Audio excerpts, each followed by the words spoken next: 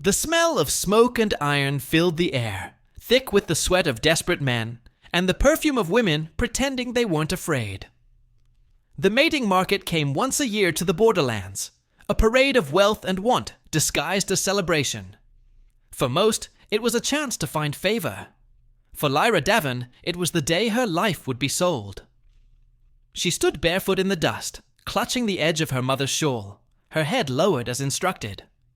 Around her, servants haggled like livestock, their fates measured in gold and lies. Her father's voice carried through the crowd, loud and proud, as if shouting might drown out his shame. "She's obedient," he said to a passing merchant. "Knows healing herbs.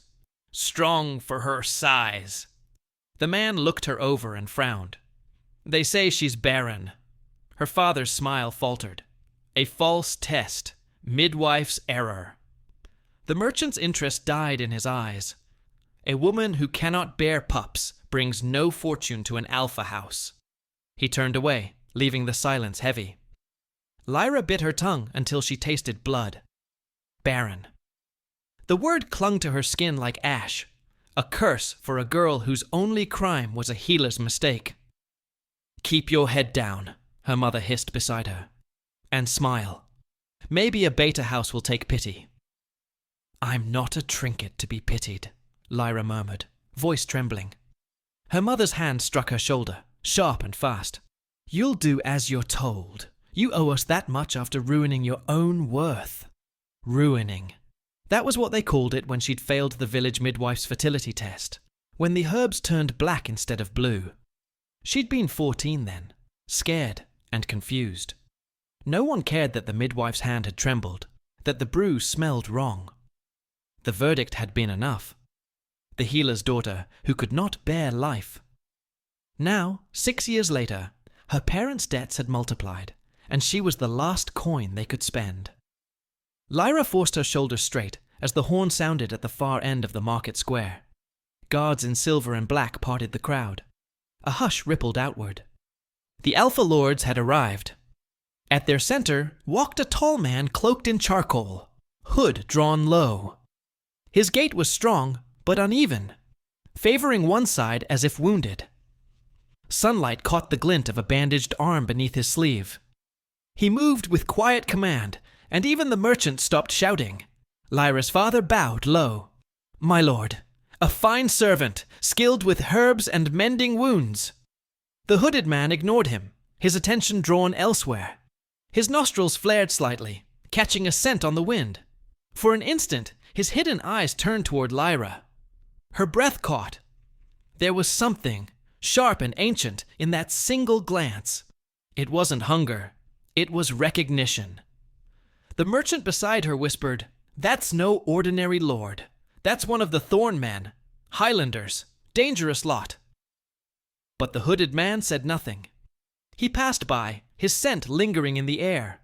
Pine, rain, and something darker, like the moment before a storm. When he was gone, Lyra exhaled shakily, unaware that her fingers had curled into fists. Later that evening, as dusk settled and the market torches burned low, her parents brought her to a small tent behind the square. Inside, merchants laughed over cups of wine, counting coins and boasting of new purchases. Lyra stood silent in the corner until her father pushed her forward toward a noble in deep crimson robes. "This one," he said, smiling nervously. "She's quiet, can cook, tend wounds. A fair bargain for—" The man waved a dismissive hand. "I've no need for a barren servant." Her father's voice dropped.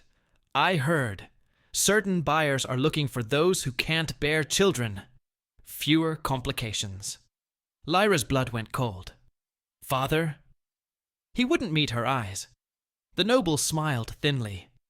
"Slavers, you mean. I pay better than the market ever could." Her mother's voice shook. "If it clears the debt?" Lyra's heart slammed against her ribs. "No!" She turned to run, but her father's grip tightened on her arm. "Stop it, girl! Don't make this harder than it is!" "Harder for you?" she cried. "You're selling me to chains!" The noble laughed. "Feisty. She'll fetch double on the southern routes." That laughter broke something in her. With a strength she didn't know she had, Lyra wrenched free, knocking the man's cup aside. Wine splattered across the tablecloth like spilled blood. The guards reached for her, but she darted through the tent flap into the night. The market square was nearly empty now, fires dying down to embers. She ran barefoot through the stalls, heart hammering, lungs burning. Behind her, shouts rose. Her fathers, the slavers, the guards. She didn't know where she was going. Only away. The northern path led toward the Lord's camp, the forbidden section of the market, guarded by soldiers in silver armor. She ducked between wagons, skirts torn, breath ragged. The scent of rain hung heavy in the air. She stopped only when the sound of her pursuers faded. Ahead, beyond a curtain of mist, a great tent rose from the earth, black cloth trimmed in silver thread. 2 guards stood outside, their post lit by a single torch. Lyra pressed herself against a supply cart, watching. That's his tent, she realized. The hooded lord, the wounded one. She could still smell his scent in the air, faint but distinct. Pine, steel, and the pulse of something animal. Behind her, the echo of boots grew louder again. They were searching the rows. If they found her, she was done. Her heart pounded. She looked from the guards to the shadows behind the tent. If she could just slip past, hide until dawn, she could run when the camp broke for travel. The nearest guard turned away to speak to his partner. Lyra ran. Her feet barely touched the ground as she slipped through the narrow opening between canvas and rope. Inside, the air was warm and scented with herbs and smoke. She pressed herself against a chest of supplies, her breath shallow. Then she froze. A voice came from the dark, low and controlled. "Who dares enter my tent?" The torchlight shifted, revealing the man from the market. Hood discarded now, his face illuminated by firelight. Strong jaw, pale eyes that gleamed with predator calm. His bandaged arm rested against the table, where a dagger gleamed beside an unfinished map. Lyra tried to speak, but no sound came. He took a slow step toward her. "You," he murmured, "the healer's girl." Her knees threatened to give out. "Please, I didn't mean to intrude. I had nowhere else to go." His nostrils flared again, catching her scent. For a moment, something wild flickered in his gaze. "You smell of fear. And something else." He stopped inches away, towering above her. "Who are you running from?" Lyra's throat tightened. "My parents. They sold me. To slavers." His eyes sharpened, the wolf beneath the surface rising. "You're safe here." She stared, stunned. "Why would you—" "Because I can't ignore a scent that calls to me like yours does." His voice dropped to a growl, almost too low to hear. "Not when every part of me recognizes it." The fire cracked behind him, throwing sparks that danced like stars. Lyra's heart stuttered as his gaze caught hers, something ancient moving between them, an unspoken pull neither could name.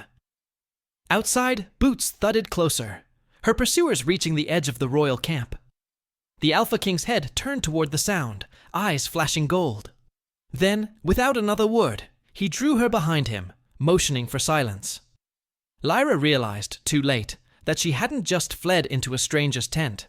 She had run straight into the den of the Alpha King. Chapter 2. The tent shook with the sound of men shouting outside, her pursuers demanding entrance. Lyra froze where she stood, her hands trembling in the firelight. The Alpha King turned toward the flap, his movements calm but precise, like a predator measuring distance. Rowan Thorne's voice carried the weight of command, even when he spoke softly. "Tell them no one entered," he ordered his guards outside. "If they persist, send them to the Eastern Watch." A muffled exchange followed, boots retreating reluctantly into the mud. The silence that followed felt heavier than the storm brewing beyond the camp. Lyra dared to breathe again. He turned back to her, eyes catching the flicker of fire. "You ran from your parents," he said, not a question but an observation. She nodded, her voice barely above a whisper. They sold me." Rowan studied her, as if weighing something unseen. For coin or fear? Both, she swallowed. The market calls it trade. I call it betrayal. His expression didn't change, but a flicker of sympathy softened the line of his jaw. He sank into a wooden chair by the table, exhaling slowly. The scent of iron grew stronger. Blood. Lyra's gaze dropped to his arm. The bandage she'd seen earlier was darkened, seeping through. You're hurt. It's nothing. It's bleeding. He gave her a sidelong glance, something like amusement flickering there. You sound like my court healer. She took a hesitant step forward. Then maybe your healer should have done better. Her words startled even her, but he didn't snap, only raised a brow. You're bold for a servant. I was a healer's daughter, she said softly. Before everything. He said nothing more, just extended his arm. The fabric was torn. Beneath, a deep gash ran from elbow to wrist. Fresh blood welled at the edge. She tore a strip from her skirt and knelt beside him. Hold still. His chuckle was low. You're giving orders to a king, little one. I didn't know kings bled the same as men, she muttered, pressing the cloth to his skin. The air between them stilled. For a heartbeat, only the sound of rain tapping against the tent roof filled the silence. When her fingers brushed his skin, warmth shot through her veins, an electric spark that made her gasp. His breath hitched too, almost imperceptibly. The scent of pine deepened, mingling with the copper tang of blood. Lyra's heartbeat thundered. I'm sorry, I didn't mean... He caught her wrist, gently but firmly. What did you do? Nothing, she stammered. I only... But even as she spoke, the bleeding slowed beneath her touch. The angry red of the wound softened, edges knitting slightly.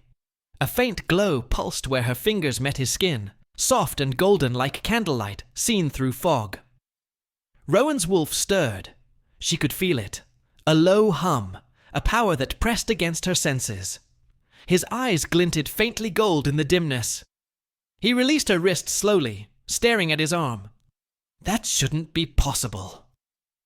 Lyra pulled her hand back, heart pounding. Maybe the herbs I handled earlier? Don't lie, he interrupted softly. That wasn't herbs. She bowed her head, trembling. I don't know what it was. It happens sometimes. When someone's in pain, I just feel it, and it stops. He regarded her for a long moment. The firelight caught the faint scar on his jaw, softened the severity in his face. And your midwife's test said you were barren. Her voice cracked. She said the moon turned its face from me.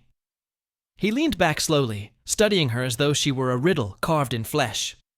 The moon doesn't turn without reason. Maybe it was hiding you. Before she could respond, the faint howl of a wolf echoed through the hills. Rowan's head snapped up. His posture shifted instantly. Alert, dangerous. Stay here, he said, reaching for his blade. Lyra's heart lurched. What is it? Trouble. He drew his sword and moved to the entrance. But before he could lift the flap, a shout rang from outside, then the clang of steel. The tent walls quivered as chaos erupted beyond them. Rowan turned, voice sharp. Under the table, now! Lyra scrambled into the shadow of the supply crates just as the flap tore open. 3 men in dark armor stormed in. Mercenaries, their insignia unfamiliar. Where is she? One growled. The barren girl! There's a price for her head! Rowan didn't wait. He moved like lightning, his sword flashing once, twice, steel singing, blood spraying. The scent of iron filled the air again. One mercenary fell, another staggered back clutching his side. The third lunged with a blade tipped in something black. Rowan caught it on his own sword, but the motion tore open his half-healed arm. Stop! Lyra cried, crawling out from hiding. He shouted over his shoulder, Stay down! But the sight of the wound, fresh, deeper now, pulled something instinctive from her. She crawled toward him despite the danger, her palms burning with unseen energy. When the last attacker fell, Rowan dropped to one knee, breath ragged. His sword slipped from his grip. "Don't touch me," he warned, but she was already beside him. Her hand pressed to the wound again, blood warm beneath her fingers. She focused on the pulse beneath his skin, on the steady rhythm of his heart. "Please," she thought, "just stop bleeding." Her vision narrowed to gold light blooming beneath her palms. It flowed like liquid sunlight, chasing the darkness from the wound. The scent of pine deepened, richer now, filling the tent. Rowan inhaled sharply. His hand shot out, catching her wrist mid-motion. The glow flickered and died. For a heartbeat, silence. Only rain and the pounding of her heart. Then his voice, low and dangerous, broke it. "What are you?" he murmured, eyes glowing molten gold in the half-light. "Little one?" Chapter 3. The rain had slowed by morning, but the storm hadn't truly left. It lingered in the air, in the tension that coiled between Lyra and the man sitting silently across from her. The tent was gone now. They rode beneath a grey sky, the hills of the borderlands rolling into mist. Soldiers flanked them, banners folded, eyes wary of the shadows along the trail. Lyra sat behind Rowan on his black warhorse, her hands clutching the saddle. The wound she'd healed the night before had closed cleanly. The one between them hadn't. She still felt the memory of his skin against her palms, the surge of heat, the strange light that had poured from her. It had frightened her, and yet a part of her longed for that warmth again. Finally, she found her voice. "You should have let them take me," she whispered. Rowan didn't turn his head. "You think I protect those I don't need." "I think your men will ask why you're riding with a cursed girl," she said. "And when they do, you'll regret it." He reined the horse to a halt. The soldiers behind them paused. He dismounted without a word, motioning for her to follow. When her boots touched the wet earth, he turned to face her fully. "I don't hide from curses," he said quietly. "I was born under one." Lyra blinked. "You!" He stepped closer, the mist curling around them. "You asked last night who I am. My name is Rowan Thorne, Alpha King of Thornevale, the one they whisper about when they speak of doomed bloodlines and childless queens." Her breath caught. "You!" He nodded. "Every mate I've claimed has died before bearing an heir. The curse began generations ago, when my ancestor defied the moon's law. His Luna died giving birth, and her final breath bound the bloodline to sorrow." Lyra's throat tightened. "So you've lost them all?" He didn't answer immediately. His gaze drifted towards the horizon, jaw set. "2 wives. Both kind. Both gone before the first snow after our vows." The pain in his voice was sharp, buried beneath layers of command. She could almost feel his guilt.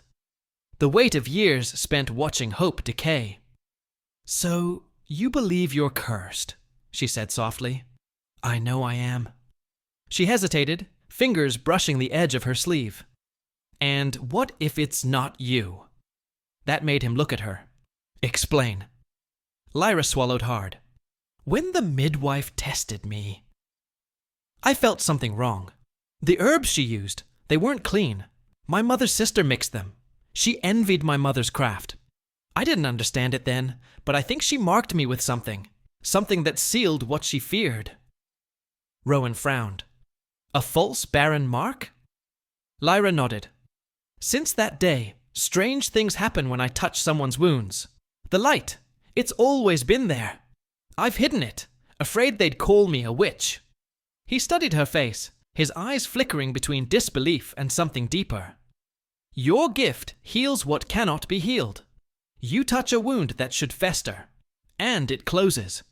You touch a man cursed by the moon, and my pain fades." She looked down. "Maybe we're both broken in ways that mend each other." The silence that followed wasn't empty. It hummed with meaning, dangerous and alive. The wind stirred her hair. The faint scent of pine and rain returned, mingling with the rhythm of their breaths. Then a horn sounded in the distance, short, sharp, urgent. Rowan's head snapped towards the trees. From the mist ahead rode 3 riders in silver cloaks, the council messengers. Their sigil bore the crescent wolf of Thornevale. The lead rider dismounted and bowed stiffly. "Your Majesty," he said, though the title carried no warmth, "the council demands your return. Rumors claim your mind was broken in the border raid." Rowan's voice turned cold. "Rumors spread faster than truth." The messenger's eyes slid to Lyra. "And this?" "My concern," Rowan said flatly. "She travels under no crest. The council will not welcome a human servant at the palace. Then they'll learn to adapt." The rider hesitated, clearly debating whether to press further. Then, with a grim nod, he motioned to his men. "We ride for the capital. The council awaits judgment." Rowan turned his horse without another word, helping Lyra mount behind him. But as the group rode on, she felt the unease tighten in her chest. The soldiers whispered when they thought she couldn't hear, words like witch, curse, omen. By dusk, the mist thickened into fog. The road narrowed between cliffs, the air sharp with the metallic scent of stone and rain. Lyra's unease grew until every shadow seemed to move.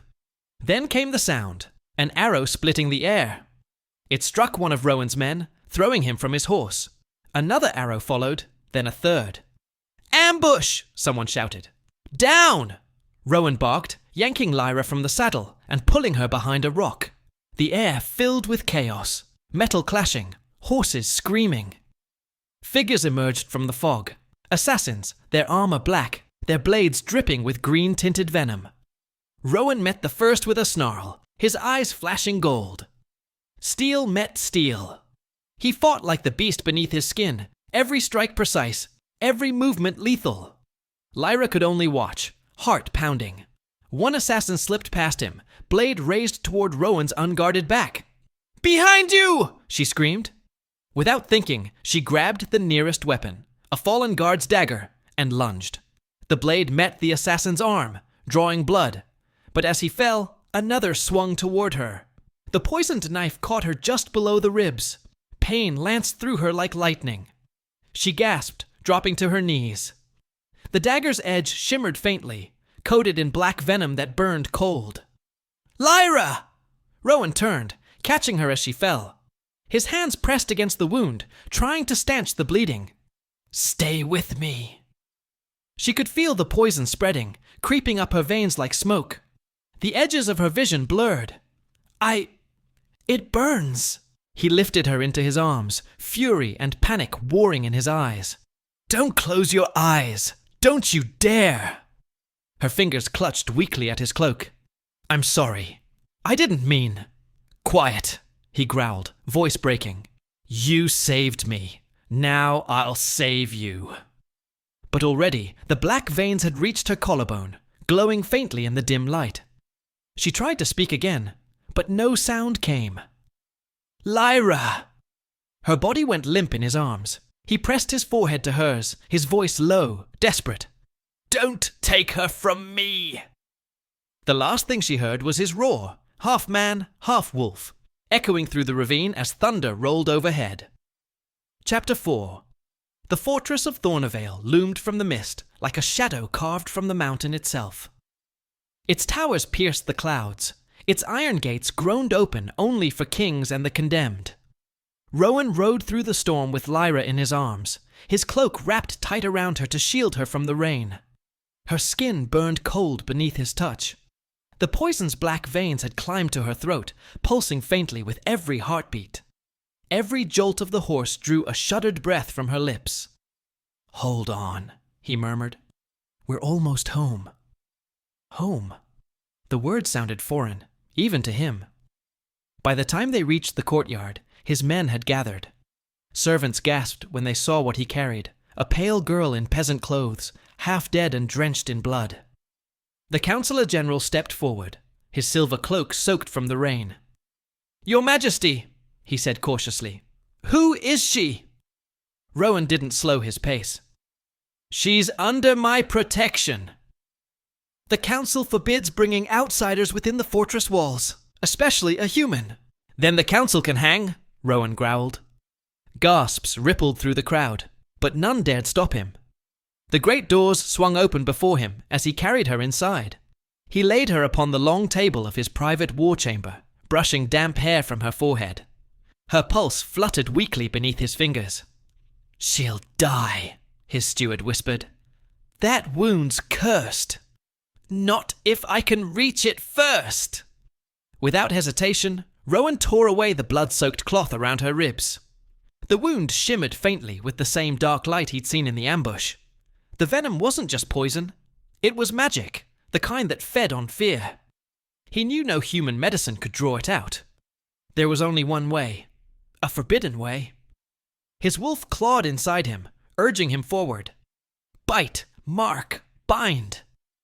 He hesitated only a heartbeat. Then his eyes burned gold, and he pressed his mouth to her shoulder, teeth piercing flesh just above the wound. Her body arched with a sharp cry, but the poison's black tendrils recoiled under the bite. He drew in the venom, tasting iron and shadow before spitting it out. The glow beneath her skin faded, her breathing slowing to something steadier.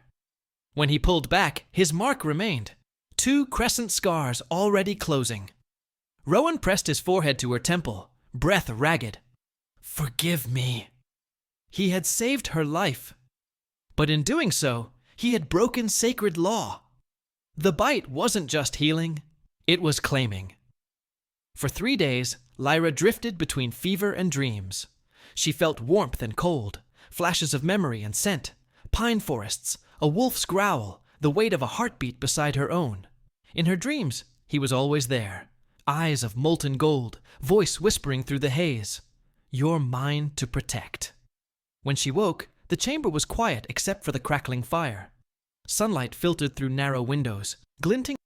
"Majesty," he said, "with permission, I would examine the girl." Rowan's voice dropped to a warning growl. "You will not touch her." But the council murmured agreement, and even kings could be cornered by law.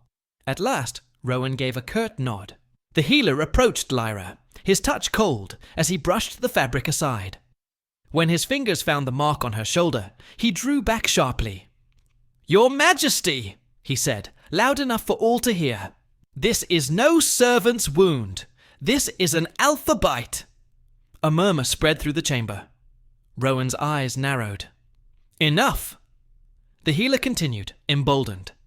"She carries your mark. That means she's claimed. By law, no mortal may bear such a bond. It's witchcraft." Lyra's breath hitched. Claimed. The word echoed through her chest like a drumbeat. The mark beneath her skin began to burn. Not pain, but heat, spreading from shoulder to heart. Her pulse raced as her vision blurred at the edges. Rowan started toward her, but she barely heard him. Every sound dulled under the thrum of that heat, the strange rhythm that pulsed in time with his own heartbeat. The council's shouts faded into the background. She looked down, trembling. The mark glowed faintly gold through the bandage, and in that moment, the truth sank deep. Whatever he had done, whatever she had become, she no longer stood outside his world. She was bound to him, forever. Chapter 5. The days blurred into one another within the stone walls of the infirmary. The storm had passed outside, but inside Lyra's body, another raged, quieter, stranger, impossible to name. At first it was subtle. The world had grown louder. Every whisper beyond the door echoed like a drumbeat. She could hear the soldiers changing guard, the clink of armor against the corridor's marble, even the flutter of ravens' wings against the battlements. When she closed her eyes, she could feel more than sound. She felt him. Somewhere deep in the fortress, Rowan's heart beat, a low, steady rhythm that pulled at her own. When he moved, she sensed it, like a breeze brushing her thoughts. When he spoke in anger or sorrow, her chest tightened in response. The connection frightened her as much as it comforted her. It was as though her soul had been threaded to his, each pulse carrying both strength and longing. But Rowan had not come to see her since the council's judgment. He had left only orders. She is to be guarded, but unharmed. Every hour that passed without him scraped at the edges of her chest. When the door finally opened, it wasn't Rowan. It was his steward, a tall man named Calder. His expression was stiff with formality. "The king is occupied with council matters. He sent word that your safety remains his concern." Lyra tried to smile, but her lips trembled. "My safety," she echoed, "while they call for my death." Calder looked away.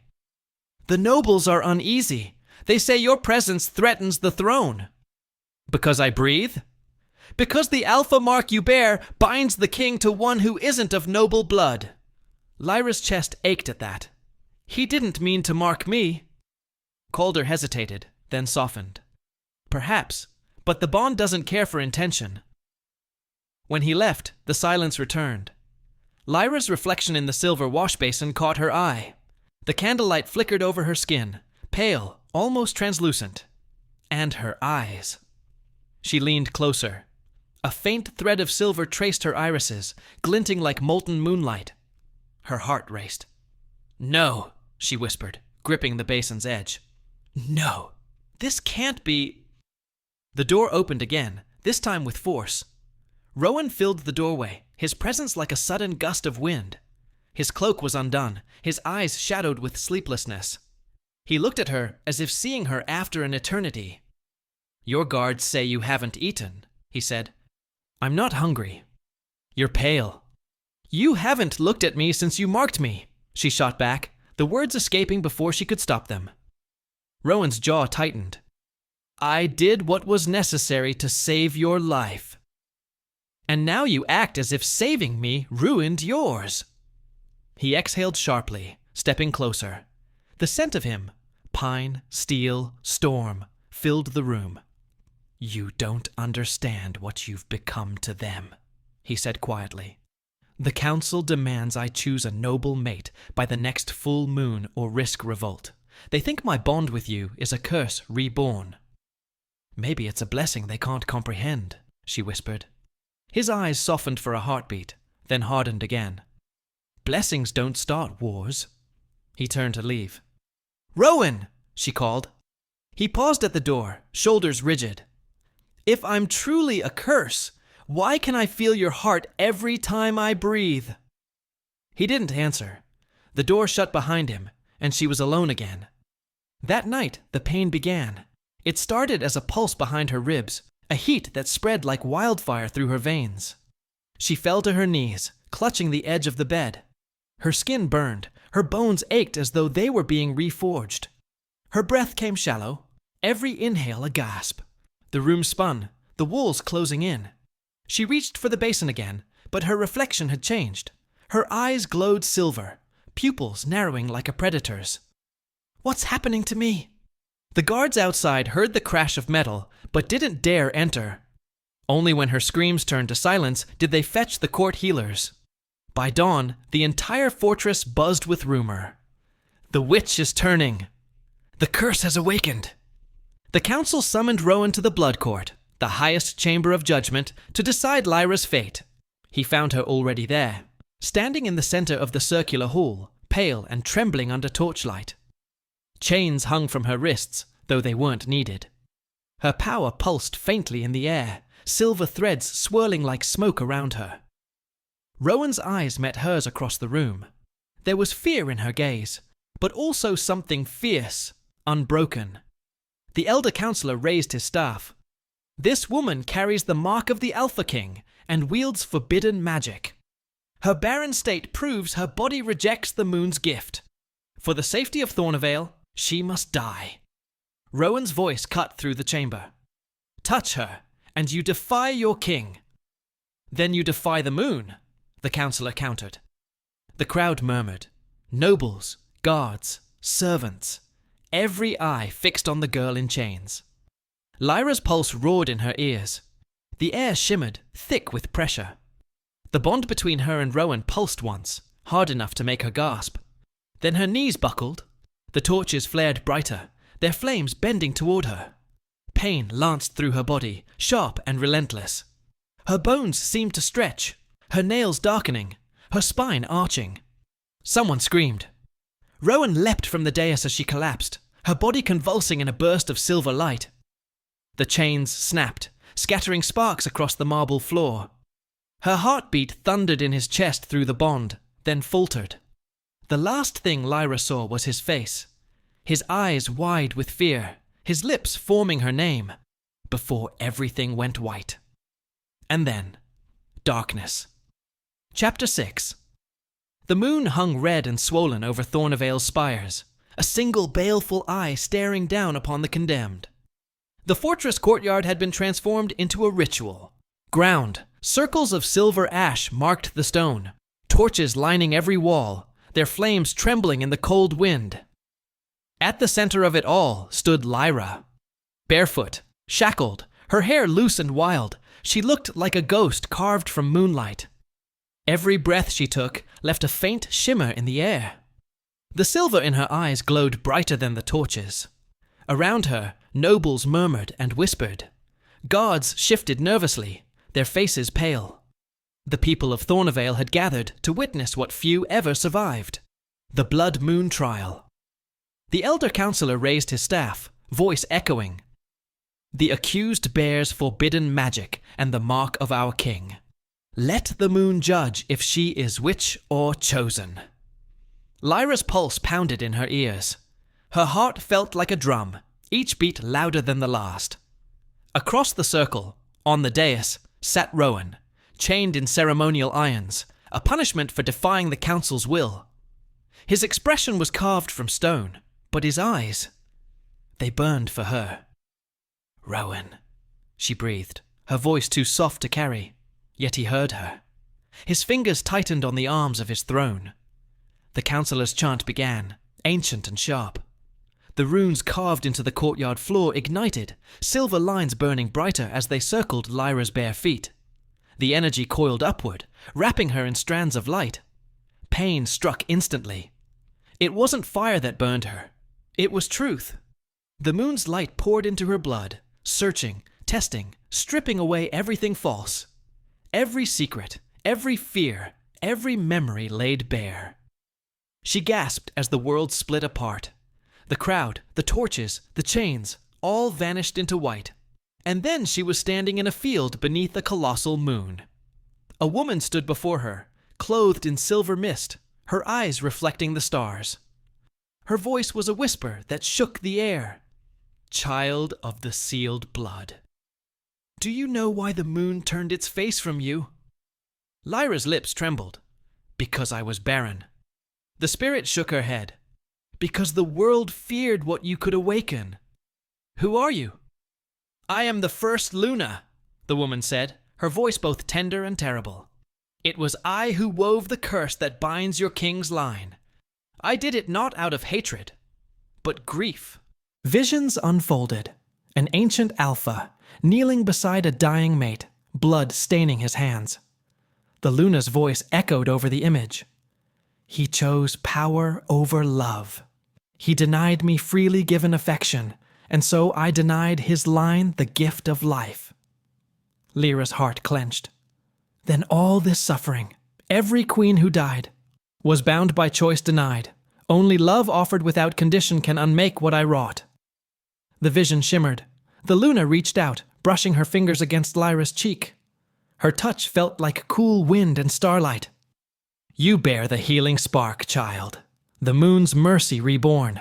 But to restore balance, you must give love freely, even unto death. Lyra's breath caught. Death? The flame purifies. If your heart is true, it will burn and be remade. If not, it will end. The vision fractured. Pain returned with a roar. Lyra was back in the courtyard, the air searing around her. The silver fire had risen from the runes, swirling in a cyclone of light. Her skin glowed, veins like molten lines beneath translucent flesh. Enough! Rowan roared from the dais, straining against his chains. Stop this madness! The counselor didn't look at him. If she's pure, the moon will spare her. If she's not, she dies.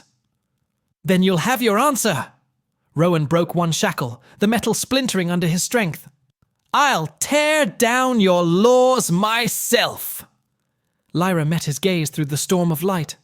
The world narrowed to the space between them. Her heart, his heartbeat, one and the same. "I saw her," she whispered, voice carrying on the wind.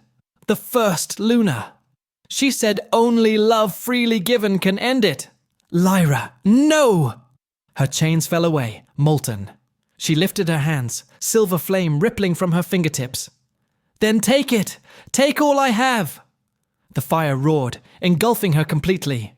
Rowan's shout broke through the crowd as he lunged forward, guards grabbing him by the arms.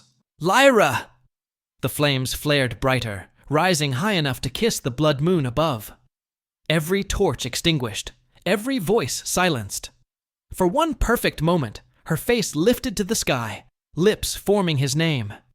Then the light collapsed inward, one final pulse of radiance, before darkness swallowed the courtyard whole. When it cleared, only ash drifted where she had stood, and the echo of her last heartbeat faded beneath the rising blood moon. Chapter 7. The courtyard was silent. Even the torches dared not flicker. The circle where Lyra had stood was nothing but charred stone and drifting ash, the faint smell of iron and ozone thick in the air. Rowan staggered forward, breaking free of the guards. His chains clattered against the ground as he fell to his knees within the scorched ring. The heat still radiated upward, burning through the cloth of his trousers, but he didn't move. His hands trembled as they hovered above what remained of her, ashes, pale and weightless, fluttering in the moonlight like snow. "No!" The words scraped from his throat. "No, please!" The counselor's voice cut across the stillness, cold and precise. "The moon has spoken. The witch is gone. The curse remains. Let the matter end." Rowan's head lifted slowly, his eyes molten gold in the red moonlight. "The moon has spoken," he repeated, voice low, dangerous. "But not to you." Gasps rippled through the crowd. He reached down, scooping the faint grey ash into his hands. It clung to his skin, like dust and memory. "She was no witch. She was what you've forgotten to be. Pure." "Your Majesty," the counselor warned, "control yourself." But Rowan rose to his full height, every inch of him radiating fury and grief. "You call yourselves the moon's chosen, yet you burn innocence to preserve your fear. You chain what you don't understand." He stepped closer, each word trembling with rage. "You think killing her will save the bloodline. You've only doomed it." Two guards moved forward, blades drawn. "Enough!" one shouted. Rowan didn't resist when they seized him. He only let the ashes fall through his fingers, drifting on the wind like silver dust. His voice dropped to a whisper, meant for her alone. "I would have chosen you," he said, "even if it ended me." The guards dragged him back towards the dais, forcing him to his knees. The counselor's expression was grim, triumphant. "King Rowan Thorne, you are hereby stripped of title and throne for defying the moon's will. Execution at dawn." The crowd erupted in noise, shouts, cries, disbelief. Rowan didn't hear them. His world had narrowed to silence and the echo of her heartbeat that was no longer there. But somewhere beyond that silence, another world stirred. Lyra stood in a field of mist and stars. The world around her shimmered, unreal, the air filled with the hum of 1,000 heartbeats that weren't her own. Her body felt light, untethered, every motion echoing through space. "Where am I?" she whispered. The voice that answered came like wind across water. "Between." The first Luna appeared again, radiant and sorrowful, her form glowing silver against the void. "You crossed through the moon's flame. Few return." Lyra turned, eyes wet. "I gave everything. I thought it would end the curse." "It did not end," the Luna said gently, "because love unspoken binds nothing." Lyra's breath caught. "He tried to save me. And in doing so, he bound his soul to yours. His love is no longer hidden." The Luna's eyes softened. "Hear him now." Through the veil of mist came a voice, broken, desperate, full of pain. "I would have chosen you, even if it ended me." Rowan's voice. The bond between them pulsed, bright and alive. The faint rhythm of his heart found hers across the chasm between life and death. The Luna smiled faintly. The moon demands balance, not loss. Return, child. The curse ends only when you live, and love freely. Lyra shook her head. I don't know how. Then listen to your heart. The Luna reached forward, pressing a hand to Lyra's chest. Light flared beneath her palm. It already remembers. The world shattered into brightness. In the courtyard, the execution bells tolled midnight. The guards forced Rowan to his knees, their swords drawn. Rain began to fall, soft at first, then harder, washing the ash from the stones. A guard hesitated. Sir, the circle. The counselor turned. What about it? It's glowing. All eyes turned towards the scorched ritual ring. The runes carved into the stone blazed once more, not with silver fire, but white, pure and blinding. Wind whipped through the courtyard. The torches flared, extinguished, then reignited in bursts of gold. Rowan's head snapped up. His heart thundered so hard it hurt. Lyra? The light thickened, swirling upward like a cyclone. From within, the brilliance came a single breath, a gasp, and the unmistakable sound of a heartbeat. The crowd stumbled back, shielding their eyes. Rowan tore free of the guards and ran towards the light. When it cleared, a figure knelt in the center of the circle. Her hair fell in silver waves, her skin glowing faintly beneath the rain. Lyra, he breathed. She lifted her head. Her eyes opened, no longer human. Silver light poured from them, wild and radiant. Her bones shifted, muscles twisting beneath her skin. The sound was not pain but rebirth. A soft cry escaped her lips as her form shimmered, reshaping, limbs lengthening, spine arching. And then, before the stunned crowd, she was no longer a girl. A wolf stood where she had fallen, pelt white as starlight, eyes twin moons blazing in the dark. Gasps and cries filled the air. "The Luna reborn!" someone shouted. "The curse is broken!" Rowan stepped into the circle, breath unsteady. The wolf turned to him, meeting his gaze. In that moment, the world fell away. The bond that had begun in blood now pulsed with life. The wolf took one step forward, then another, until her nose brushed his trembling hand. He whispered, "You came back to me." The wolf's silver eyes glowed brighter, and above them, the blood moon began to fade, giving way to dawn. Chapter 8. The courtyard of Thornevale trembled beneath the sound of her roar. It was no cry of rage, no curse born from pain, but a declaration. The wolf that had been Lyra Daven landed in the circle with the force of thunder, silver fur blazing against the dying embers of the blood moon. Guards stumbled back. Chains snapped from Rowan's wrists, the links scattering like broken vows. The air itself vibrated with power, her power, alive, wild, and unbound. "Stand down!" one of the counselors shouted, but his voice faltered as the wolf turned her gaze upon him. Her eyes, pure molten silver, glowed with the light of the moon itself. Rowan rose slowly to his feet. Every muscle in his body trembled, not from fear, but awe. "Lyra," he whispered. The wolf's gaze softened. Then, with a single bound, she leapt toward the dais where the council stood. The ground cracked beneath her paws. One swing of her massive shoulder sent the elder counselor sprawling, his staff splintering against the marble. "You call her witch," Rowan growled, stepping beside her. "But it's your corruption that bound this kingdom in chains." Gasps rippled through the crowd as guards lowered their weapons. The sight before them, the Alpha King standing beside the luminous wolf, was like witnessing a prophecy fulfilled.